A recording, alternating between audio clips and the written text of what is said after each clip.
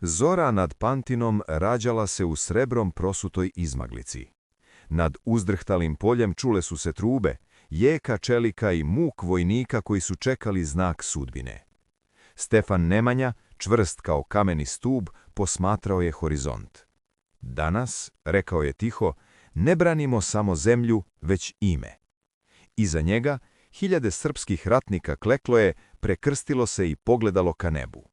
Vetar je nosio miris barute i zemlje, a u njemu je odzvanjala nada. Vizantijski šatori blistali su u daljini, ali u srcima srpskih boraca tinjala je vatra slobode koja se više nije mogla ugasiti. Nebo je zatreperilo, kao da zna da dolazi dan krvav i slavom obasjan. Kada je sunce izbilo iznad Brežuljaka, Pantinsko polje zagrmelo je od prvog juriša. Topot konja, zveket oružja i urlik ratnika stopili su se u strašnu simfoniju čelika. Nemanja, u oklopu koji je blistao kao plamen, povika za čast i slobodu.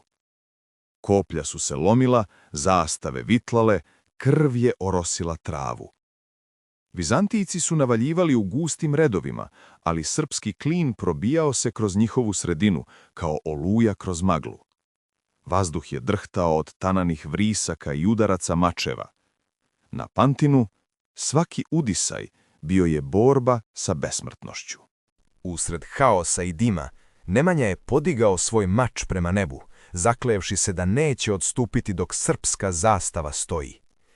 Neka ovaj mač bude svedok našeg roda, viknuo je. Vojnici su odgovorili gromoglasno, jer su znali da ta borba nije samo trenutak, već sudbina. U tom času, kroz redove neprijatelja prodirao je zov pradedova, sam dah predaka koji su čekali ovaj čas oslobođenja. Zemlja se tresla, a Pantin se pretvarao u ognjenu dolinu, gde se istorija kovala krvlju. Nemanja se kretao kao grom, sa svakim udarcem ostavljao trag neumoljive volje. Na drugoj strani polja, vizantijski vojskovođa Konstantin Anđelos posmatrao je pokolje između svojih redova. Njegovo lice, umorno i zamišljeno, skrivalo je senku sumnje. Ovi ljudi ne ratuju za vlast, već za dušu, promrmljao je. Srpske čete probijale su im krila, dok su bubnjevi davali ritam smrti. U plamenu borbe bilo je nečeg uzvišenog, nečeg što nadilazi poraz i pobedu. Dok su se vizantijske formacije kolebale, na nebu su se pojavili crni oblaci, tama je padala, ali i suton carstva. Kada su kišne kapi obasule prah i krv Pantinskog polja, činilo se kao da nebo plače nad sudbinom ratnika. Nemanja se popeo na brdo i podigao zastavu natopljenu kišom. Oko njega vojnici su pognuli glave. Gospod je s nama, rekao je smireno. U njegovom glasu nije bilo srdžbe, već odlučnosti.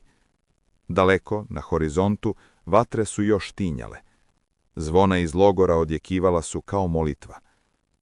To veče Pantin je bio tišiji nego ikad, ali u toj tišini čula se melodija pobede koja se tek rađala. Noć je pala nad logorima.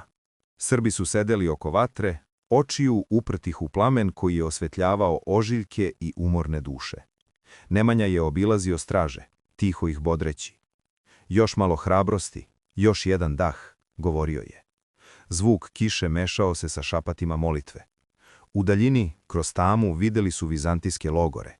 Gusto, tiho, ali ranjeno carstvo.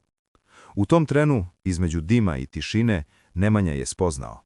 Sutra će odlučiti vekove. I tako je zora, još nenađena, već mirisala na preobražaj jedne zemlje. Iznad Pantina jutro je osvetlilo maglu i krv. Kad su trube odjeknule, srpska vojska krenu napred u svetom jurišu. Konji su dahtali, koplja su sijala, a Nemanja je predvodio nalet kao olujni oblak. Napred, sinovi Srbije, viknulo je 100.000 grla. Udar srpskog klina presekao je vizantijske redove. Tolika je bila sila tog naleta da se zemlja pod nogama tresla. Prašina je preknila sunce, ali u toj prašini blistala je nova zvezda. Zvezda slobode koja se rađala u srcu Pantina. Vizantijski redovi su popustili kao puknut lanac. Glasovi ranjenih mešali su se s odjekom truba. Nemanja je sabljom oborio Konstantinove zastave, dok su njegovi barjaktari podizali srpske. Pantin je naš, odzvanjalo je kroz doline.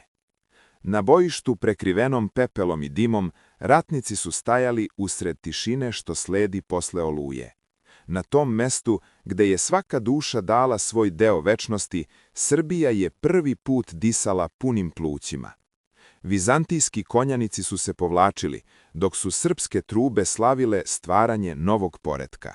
Kada su se poginuli umirili, Pantinsko polje mirisalo na pepeo i krv, ali i na oslobođenje. Nemanja je hodao po tom svetom mestu, otkrivajući mačem zemlju i šapućući: svaki kamen zna ime heroja. Svećenik je pročitao molitvu, a vojnici su pognuli glave. Nije bilo ni trijumfa ni veselja, već duboke smirenosti, svesne da se u tom prahu rodila nova sloboda. Pantin je postao tiha svetinja, gde su vekovi utisnuli svoj pečat. Kraj 1167. godine doneo je novu zoru nad zemljom koja se više nije bojala senki carstava. Carigrad je priznao ono što Pantin zapisa krvlju, da Srbija ima svoj glas i svoje srce. Nemanja, umoran ali ponosan, gledao je u daljine. Ovo nije kraj, reče, ovo je početak. Narod ga je dočekao pesmom, jer znao je da su na Pantinu iskovane reči časti i večne borbe za samostalnost.